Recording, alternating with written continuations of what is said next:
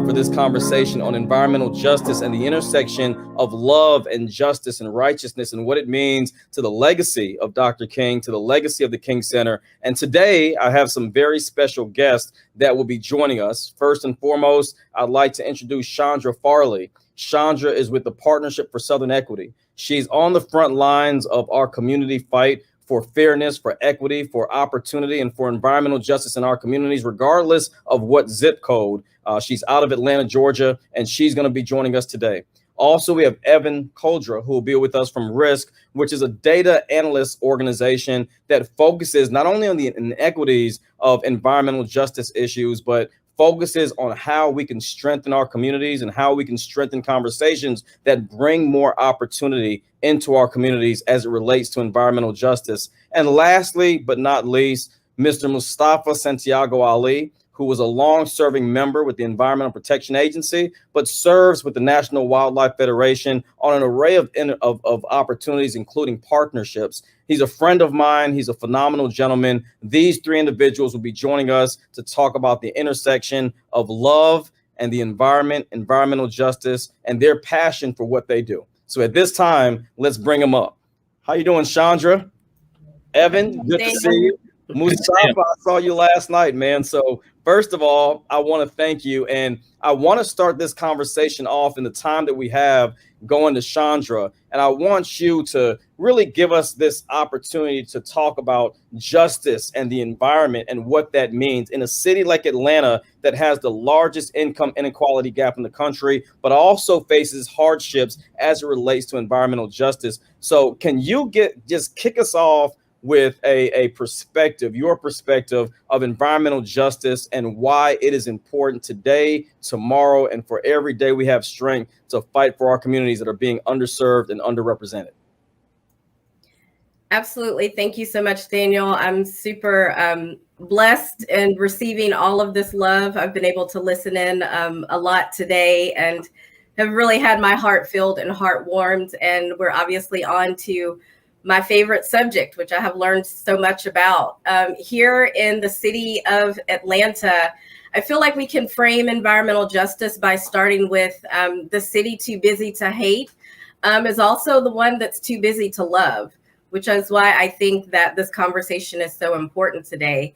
You mentioned that Atlanta consistently ranks at the top of lists for income inequality. We consistently rank at the top of lists for highest energy burdens in the city. And I come at environmental justice and have my place in the movement in environmental justice from an energy frame, because we know that carbon-based energy pollution, which we have a lot of here in Georgia, that produces coal ash, which is polluting our groundwater. We have the legacy of slavery.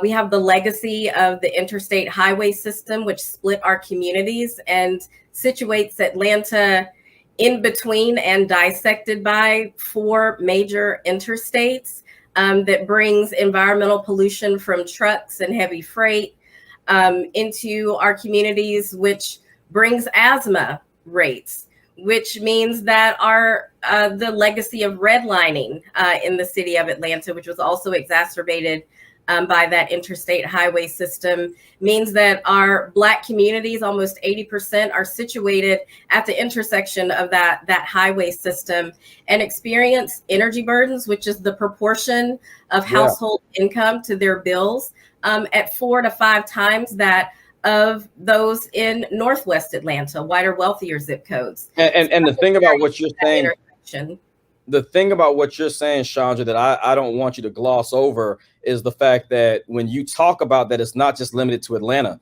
This is a national issue that we're seeing. It's a crisis in Black and brown communities. Dr. King, prior to him being assassinated in this country, was fighting for sanitation workers, fighting for poor people, and looking at an economic scale to be able to address these issues. And while you've touched on a lot, one thing that I think is important for those of us to know is that the environmental justice issues that we face and the dealing with climate change and the climate movement didn't start with Hurricane Katrina. It didn't start with Flint. It's been an ongoing and persistent problem. And I want, for the sake of time, to make sure we address this. Now, Mustafa, really quickly, and I want to come back to something you said, Chandra, but Mustafa, last night you made mention to a group of a quote, and I'm going to read that quote directly that you said from Baldwin, and it said, "If I love you, I have to make you conscious of the things you don't see."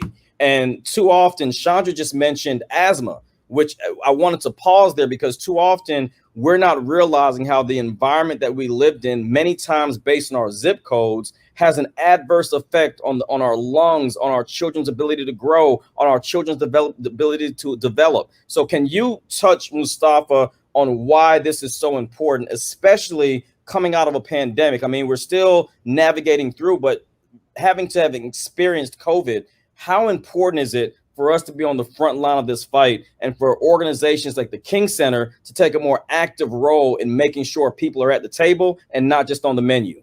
Mm-hmm. Well, first of all, thank you so much for having me. It's an honor to be with everyone. A lot of sheroes and heroes I've seen on the screen today. It's interesting, Daniel. When Baldwin said that, he was really talking about all these impacts that happen inside of our communities that sometimes we're not aware of the reasons that we're dying. So yes, your zip code literally determines how long you will live. And for some of us, we're like, well, Mustafa, what does that actually mean? When we're talking about environmental injustices, when we're talking about environmental racism in our country, over 100,000 people die prematurely from air pollution every year in our country. That's more that are dying from air pollution, that are dying from gun violence, that are dying from air pollution, that are dying from car crashes, that are dying from air pollution, than are dying from overdoses from drugs. All of these issues that so many of us have worked on. And we got more people who are dying from air pollution.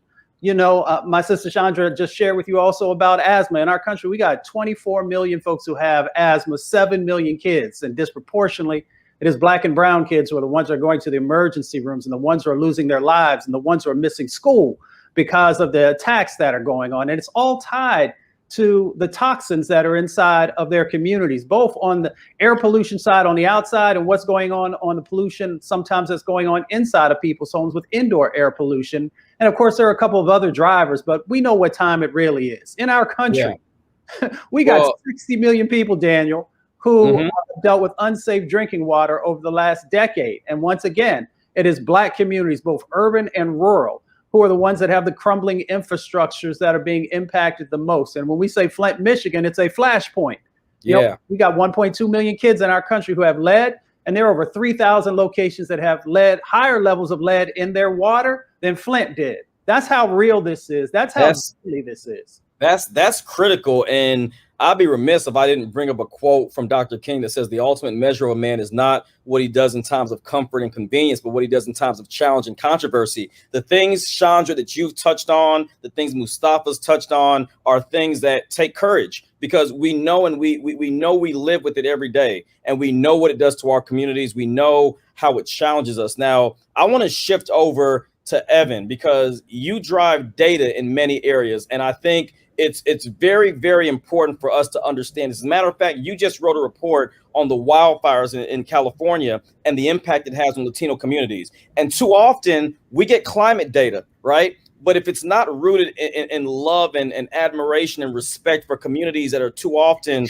not, being brought to the table, what we're seeing is data that doesn't consider our areas. For instance, in coastal Georgia, we have areas where there are higher amounts of Black and brown communities. And as sea level rises, those communities are affected faster and harder, right? Their ability to recover is not there. You even put in some of your reports, Evan, about the difference in recovery and financing opportunities to be able to restore, whether you're a farmer or you're a landowner or a property owner. So can you just kind of give us a brief overview of the importance of, one, data in this conversation as it relates to helping to rebuild and restructure these communities, but number two, the beloved community. We have to take ownership of who we are and how we love and support other people. Why is this information important for us to be a part of the solution and not the problem? First off, it's awesome to be here. I'm honored and humbled. So thank you for having me. I'll give you a couple data points, actually. So in terms of the Wildfire Report that we put out, and this was very recent, we wanted to look at this not only from the angle of climate change, which was the original focus of the organization that we started about 5 years ago now. We also wanted to look at how climate change and all of the surrounding interconnected factors are related to environmental and climate injustice. And a big reason for that is because as we're seeing now, the White House down, the financial sector is incredibly focused with a renewed and a hopeful focus on actually addressing the climate transition, but from having looked at this problem for a long time, it's really important to make climate justice not peripheral to the conversation. So with the wildfire paper, we wanted to bring in, okay, so what actual communities is, what kinds of communities is this problem affecting, and is it disproportionately impacting communities of color? And it turns out that certainly is the case. When you look at the Western United States right now, obviously there's a huge problem in terms of heat, drought, and wildfire. Whereas 18%, roughly 18% of the country is Latino. Of the population exposed to the most extreme wildfires out west, that's about double the proportion that's Latino. So about 37% of all of those people are Latino. So not only that, we're talking about communities that are disproportionately spending more of their income on housing. So they have less of a safety net for when things do go wrong. And then, sort of following on Mustafa's point, the air pollution that comes along with wildfires is also a huge problem. So one of the things that then follows from that is, well, why is that the case? And how do we bring this back to what the solution should be, and how individual people can do something about it? Well, if you think of California in particular, it's a huge issue related primarily to the affordability of housing, and in particular the affordability of housing in denser, lower risk communities or urban environments. So because of the skyrocketing cost of housing, people with less income and less means and less wealth are getting pushed further and further out towards the wildland urban interface. And so as a secondary byproduct of that, without massive public investment in public transportation, you're also amplifying the problem by promoting, essentially implicitly, more dependence on car commutes as well. So you're also amplifying the problem in terms of carbon emissions. So Yeah. Where the answer lies somewhere, and there's a bunch of different stakeholders for these types of problems that we're focused on. In as far as individuals and how, thinking of the theme of, how do individuals do something about this, and how do they care about their communities? Well, a lot of this has to do with land use and zoning. Yeah. And so the historical trend across the board has been, to sort of, is heavily weighted. In particular, California is a really heavy-handed example of this, towards exclusionary zoning. And away from densification that would move people further in, and essentially it's a huge supply problem. So from that, and that hits from individual people who have the ability to do grassroots work to actually push for upzoning in cities. And lower risk places, as well as sort of the financiers that we focus on as a company that need to be aware that, hey, it's a win-win situation if you could at once reduce the amount of wildfire risk that we're facing as a nation, which is just exponentially exploding over the last 5 or so years, and it's just financially bad for everybody. Let me do this, Evan, because like you touched on something that you're going over, and we're limited in time, but I love the answer. I want everyone, especially to your point about grassroots responsibility, because there are a lot of organizers and activists and leaders. Evan, you happen to be a CEO, and I want to commend you publicly taking your role, and as a CEO, making sure that you're being accountable, but you're also offering up solutions. And I want each of you to take 60 seconds or for the next couple of questions I'm going to ask, because we've got a couple of questions. We're limited in time, but I want everyone to have an equal opportunity to respond. So the first question, I'm going to start with you, Chandra, because Evan brought up grassroots, and you're someone that's been on the front line of community activism. You've been at protests, you've been at rallies, but you've also testified in front of bodies that are making decisions. So can you can you give us a one or two things that grassroots organizations can do, especially in this time where there's excitement amongst young people?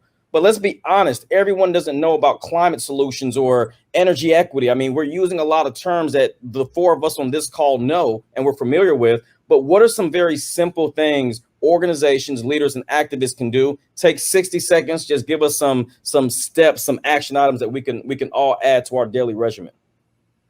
Yeah, absolutely. We have to get in the fight. And I will quote Dr. Mildred McLean here, environmental justice legend who founded Harambe House down in Savannah, Georgia 30 years ago, is find your justice home. I have people talk to me and they say, you're the environmentalist, and I'm like, do you like to breathe air? Do you like to drink water?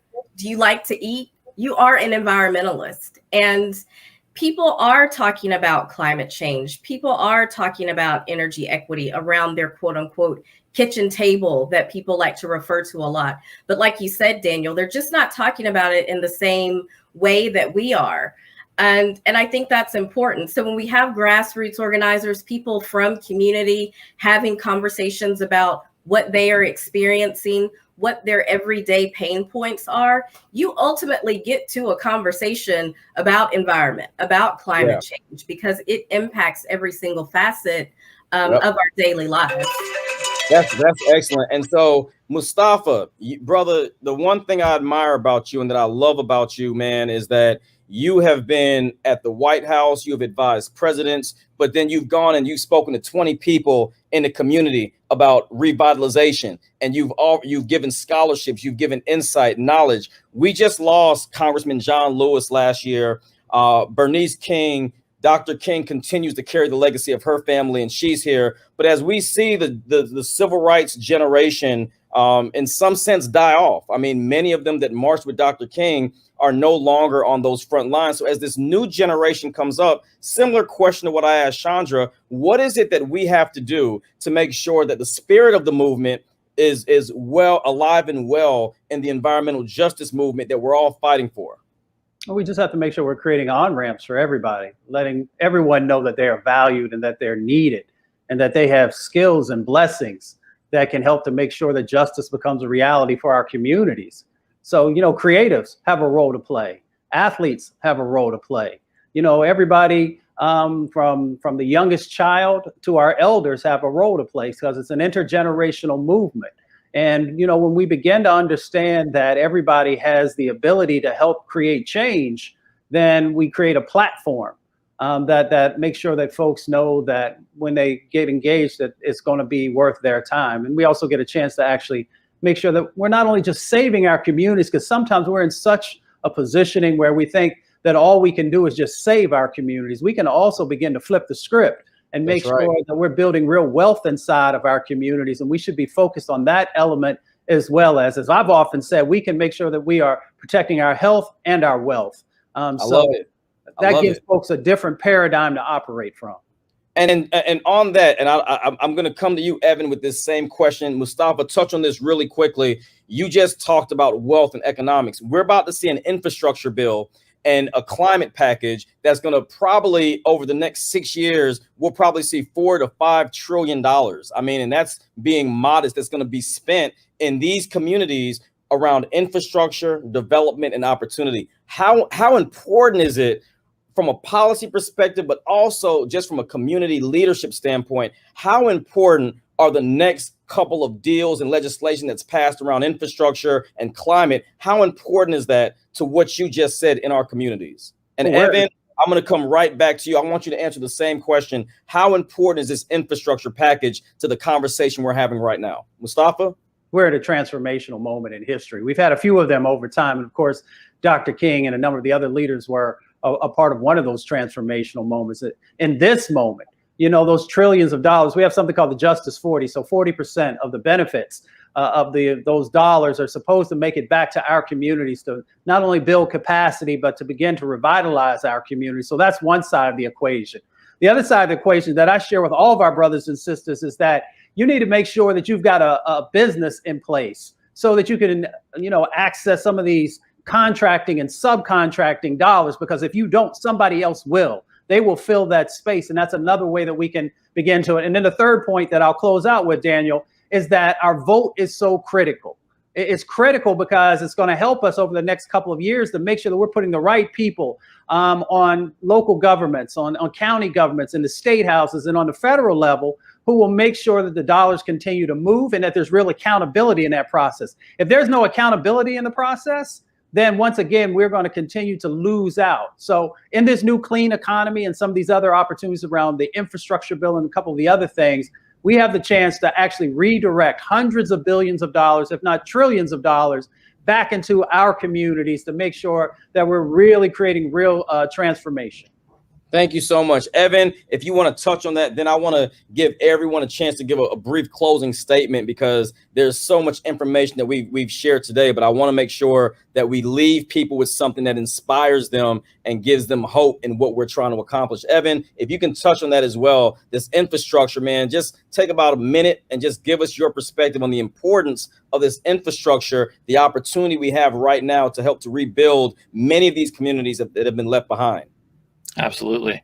Yeah. So just following off of Mustafa's point, I mean, this is a window of opportunity that is unmatched in terms of the climate transition, and also from a White House down point of view, a focus on actually addressing historical and current systemic injustice and racism.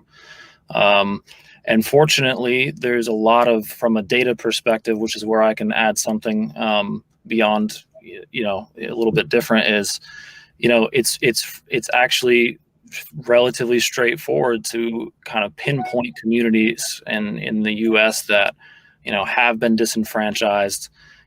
What has climate and environmental damage done in terms of its impact on the wealth gap? And so from a top-down perspective, it's important for, those, directing finance at the top down to also be aware of, where these dollars should be flowing, to match with that bottom-up grassroots perspective, to make sure that money is coming to the right places that actually need it. Wow. Well, let's do this. I would love for us to make this continuous and to do this again. The civil rights movement and the nonviolent beliefs that Dr. King brought is what really held the spirit of the movement and why his legacy is so important to all of us. I want all of you to leave us with something that you're hopeful and optimistic about. And I'll start off by saying to Chandra, your consistency and your knowledge of all these areas and simplifying it for our community makes it stronger. Mustafa, you have been one of the most consistent people that has looked at music, civil rights, sports, entertainment. You've taken every aspect and given us all accountability. And Evan, there's nothing better than for us to present than information that everyone can actually apply to their lives, so that our local governments, our state governments, the federal, we can now take this information and we can look at ourselves in the mirror and determine where we are. If each of you can take 1 minute, and we're on a tight schedule, to just give your closing statement of encouragement and love to our audience, I'd appreciate it. And thank you so much for joining us. Chandra, we'll start with you. We'll go to Evan, and then we'll end with Mustafa. Thanks so much, Daniel. This has been packed. I would leave with something that I heard on the stream earlier today. Just a reminder that love is transformative and love is revolutionary.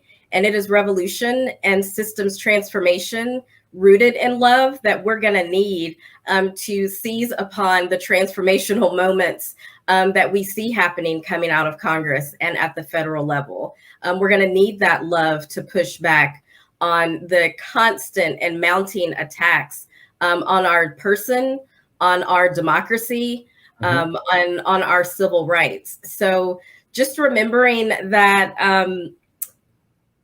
love has to operate in tandem with justice and power. Yeah. Something else, that I heard today. So again, find your justice home, get in the fight, go somewhere, ask some questions.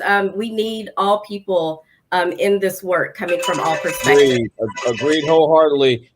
And Evan, just take about 30 seconds, man. Give us your closing statement of love in the environment. And thank you so much for your due. And thank you for being a leader as a CEO in your company and helping us as a community as a whole to be better. Absolutely. Thank you. I would quickly say that I am, again, we have this window of opportunity that I've never seen in my lifetime. And from a bottom up perspective, all of the work that people are doing makes me feel hopeful that during this window, something truly meaningful can finally happen in terms of addressing injustice. And the reason I say that is because, I've personally seen that grassroots work that people are doing really flowing up and making noise in the financial institutions that are trying to figure out finally, how do we spend this money in addressing problems like climate change, but also climate injustice, and that's really starting to happen. Thank you so much, Evan. And Dr. Ali, man, thank you so much. Just take the next 30 seconds, close us out. And I appreciate you being here, brother. What can we do to extend the love and the community within this environmental justice movement? Well, we should remember that this is our lunch counter movement. Our parents, our grandparents, and others, they fought so that we'd have this opportunity to continue to make real change happen. But, change doesn't happen unless there's accountability, and love requires accountability. So we've got to make sure that we are loving ourselves, that we are loving our families, that we're loving our communities. And we should also be loving all of our brothers and sisters across the planet. Dr. King shared with us that we come to these shores in different ships, but we're all in the same boat now. When you think about racial injustice that we're addressing, we're all in that boat fighting together. When we think about the impacts that are happening from climate change, we're all inside of that same boat together. We just got to make sure that those boats got some holes in them, that we hold them up, and that we all row together. Brother, thank you so much. Evan, Chandra, and Mustafa, thank you.